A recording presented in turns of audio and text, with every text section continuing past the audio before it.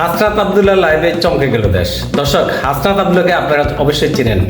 জাতীয় সংসদের যে বরাদ্দ, এই বরাদ্দের গোপন তথ্য ফাঁস করে দিলেন। বাংলাদেশের সবচাইতে জনপ্রিয় একজন মেধাবী তরুণ জাতীয় সংসদ সদস্য, তিনি লাইভে এসে তার দেবিদ্বার উপজেলার বিষয়ে সরকারি যে বরাদ্দগুলো আছে, সরকারি বরাদ্দ জাতীয় সংসদের সদস্যদের জন্য, এটা কিন্তু গোপন থাকে, কেউ এটা ফাঁস করে না, বলে না। হাসনাত আব্দুল্লাহ কিন্তু সবকিছু ফাঁস করে দিলেন। এভাবে সারা বাংলাদেশের সকল সংসদ সদস্য কি এরকম হবে? এই যে এটা হচ্ছে রাস্তা, আপনি কি করেন, আপনি একটা পুকুর কাটেন, একদম পুকুরটা। দর্শক, হাসনাত আব্দুল্লাহ কি কারণে মানুষের কাছে এত জনপ্রিয়তা লাভ করলো, কেন লাভ করলো, কি জন্য লাভ করলো, কি কাজ তার মধ্যে, এবং তার যে প্রতিভা, মেধা, প্রজ্ঞা এবং তার যে সততা, এই নিয়ে আজকে থাকছে আমাদের বিশ্লেষণ। চলুন। দেবিদ্বারের স্বচ্ছতার ঝড়, এমপি হাসনাত আব্দুল্লাহ লাইভে চমকে গেল বাংলাদেশ। দেবিদ্বারের মানুষ কি জানতেন সরকার থেকে তাদের জন্য 312 কেজি খেজুর বরাদ্দ আসে, আর ঈদের আগে হাজার হাজার পরিবার পাবে বিজিএফ কার্ডের চাল? এইসব তথ্য একেবারে লাইভে এসে প্রকাশ করেছেন কুমিল্লা 4 দেবিদ্বার আসনের সংসদ সদস্য হাসনাত আব্দুল্লাহ। আর তার এই স্বচ্ছতার উদ্যোগে এখন সোশ্যাল মিডিয়ায় প্রশংসার ঝড়। সম্প্রতি ফেসবুক লাইভে এসে নিজের প্রথম 21 দিনের কাজের হিসাব তুলে ধরেন এমপি হাসনাত আব্দুল্লাহ। তিনি বলেন, আমি চাই দেবিদ্বারে কোনো ধরনের জোচ্চুরি না হোক, সব কিছু হবে স্বচ্ছ এবং জনগণের কাছে জবাবদিহিতার মাধ্যমে। এই লক্ষ্য বাস্তবায়নের জন্য তিনি চালু করেছেন একটি নতুন ফেসবুক পেজ, জবাবদিহিতা ফেসবুক পেজটি, যেখানে এলাকার সব সরকারি প্রকল্প, বরাদ্দ ও উন্নয়নের কাজের হালনাগাদ তথ্য প্রকাশ করা হবে। তিনি এই ফেসবুক পেজটি খুলে সকল তথ্য তিনি এখানে আপলোড করেছেন, জনগণের জন্য উন্মুক্ত করে দিয়েছেন। আলোচনায় 312 কেজি খেজুর।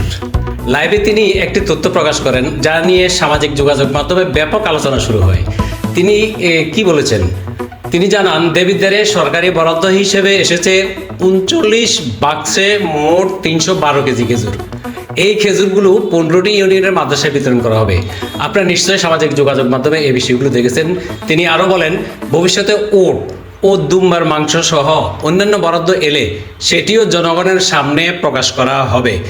তার নির্বাচনের পরে মানুষ আসলে আমাদের কাছ থেকে কি ধরনের, আমরা তাদেরকে কি ধরনের সেবা দিব, তারা আমাদের কাছ থেকে কি ধরনের সেবা পাবে, অথবা প্রশাসনিক যে কার্যক্রমগুলো চলছে সেই বিষয়গুলো সম্পর্কে মানুষের সম্যক ধারণা থাকে না। এই আসনের হচ্ছে যে কার্যক্রমগুলো যেন আমাদের জায়গা থেকে যথাযথভাবে মানুষের দোরগোড়ায় পৌঁছে যায়, সেজন্য আমরা ডে 1 থেকে এবং আমাদের যতদিন পর্যন্ত মানুষ চাইবে ততদিন পর্যন্ত যেন আমরা স্বচ্ছতার মাধ্যমে, জবাবদিহিতার মাধ্যমে মানুষ যেই লক্ষ্য উদ্দেশ্যে আমাদেরকে নির্বাচিত করেছে তাদের প্রত্যাশা এবং প্রাপ্তির মধ্যে যেন একটা আনুপাতিক আমরা সম্মিলন ঘটাতে পারি। দেবীর স্পষ্ট বক্তব্য, প্রতিটি পয়সা যেন জনগণ বুঝে পায়, কোনো মধ্যস্বত্বভোগী যেন সুযোগ নিতে না পারে।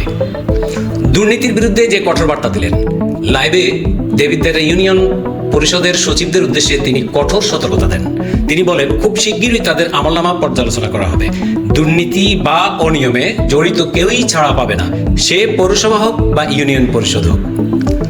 21 দিনে নেওয়া গুরুত্বপূর্ণ যে উদ্যোগগুলো তিনি বলেছেন, সংসদ সদস্য হিসেবে দায়িত্ব নেওয়ার পর তিনি কয়েকটি গুরুত্বপূর্ণ উদ্যোগের কথা জানান। বর্তমানে দেবিদ্বারে চলছে সড়ক ও জনপথ বিভাগ, এলজিইডি এবং পিআইও অফিসের অধীনে 8টি সড়ক উন্নয়ন প্রকল্প। তিনি বলেন, দেবিদ্বারের সবচেয়ে বড় সমস্যা রাস্তাঘাট, তাই দ্রুত সংস্কারের কাজ এগিয়ে নেওয়া হচ্ছে। এছাড়া 9টি প্রাথমিক বিদ্যালয়ের নির্মাণ কাজ চলছে। ঈদ উপলক্ষে 3081টি বিজিএফ কার্ড পৌরসভায় এবং 20,635টি কার্ড ইউনিয়নে বরাদ্দ হয়েছে। প্রতিটি কার্ডের বিপরীতে দেওয়া হবে 10 কেজি করে চাল।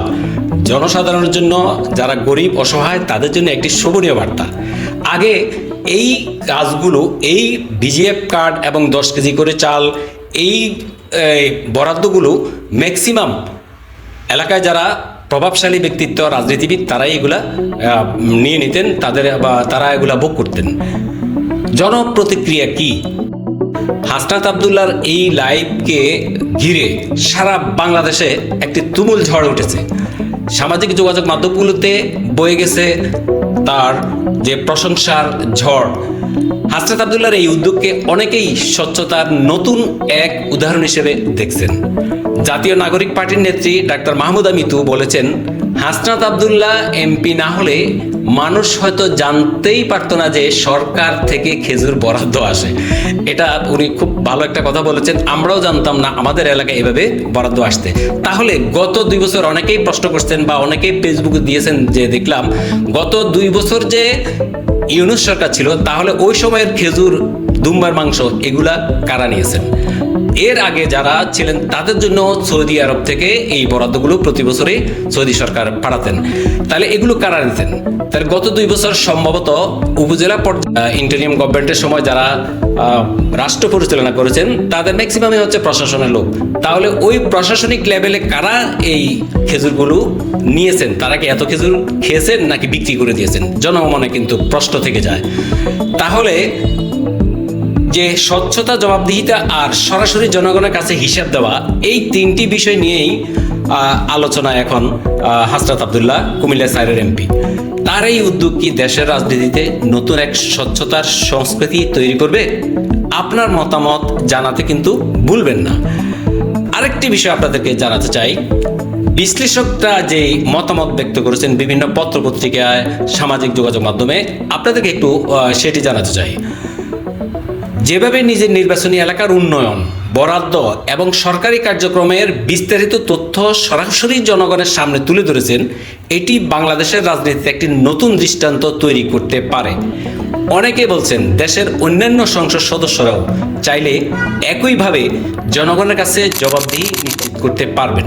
যেমন নিজ নিজ নির্বাচনী এলাকার জন্য একটি স্বচ্ছতা বা জবাবদিহিতা ভিত্তিক ফেসবুক পেজ খুলে সেখানে নিয়মিতভাবে প্রকাশ করা যেতে পারে সরকারি বরাদ্দ, উন্নয়ন প্রকল্পের অগ্রগতি, সামাজিক সেবা কার্যক্রম এবং এলাকার গুরুত্বপূর্ণ সিদ্ধান্তগুলো, যেভাবে হাসনাত আব্দুল্লাহ দেখিয়েছেন।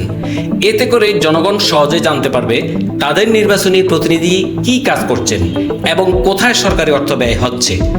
রাজনৈতিক বিশ্লেষকদের মতে, যদি দেশের সব সংসদ সদস্য এই ধরনের উদ্যোগ গ্রহণ করেন, তাহলে সংসদে বা কোনো প্রশিক্ষণ কর্মশালার মাধ্যমে অথবা হাসনাত আব্দুল্লাহ এর অভিজ্ঞতা থেকে শেখার সুযোগও তৈরি হতে পারে। এমনকি কোনো সেবামূলক প্রতিষ্ঠান বা প্রশিক্ষণ কর্মসূচির মাধ্যমে এই স্বচ্ছতা ও জবাবদিহিতার মডেলটি সারা দেশে ছড়িয়ে দেওয়া সম্ভব। বিশেষজ্ঞদের মতে এতে একদিকে যেমন দুর্নীতি কমবে, অন্যদিকে জনগণের সঙ্গে জনপ্রতিনিধিদের বিশ্বাসের সম্পর্ক আরও শক্তিশালী হবে। আর যদি সত্যি দেশের প্রতিটি এমপি জনগণের কাছে এভাবে হিসাব দিতে শুরু করেন, তাহলে রাজনীতিতে স্বচ্ছতা ও জবাবদিহিতার একটি নতুন সংস্কৃতি গড়ে উঠতে পারে। দর্শক, আপনারা কি মনে করেন, সকল আসনের এমপিগণ যদি এরকম স্বচ্ছতা ও জবাবদিহিতামূলক কার্যক্রম অংশগ্রহণ করে, তাহলে জনগণ কি উপকার পাবে না? আপনার মতামত আমার এই ফেসবুক পেজে এই ভিডিওর কমেন্ট বক্সে জানাতে পারেন। দর্শক, ভিডিওটি যদি ভালো লাগে তাহলে লাইক ও শেয়ার করে সকলকে দেখার সুযোগ করে দিন। ধন্যবাদ। আসসালামু আলাইকুম।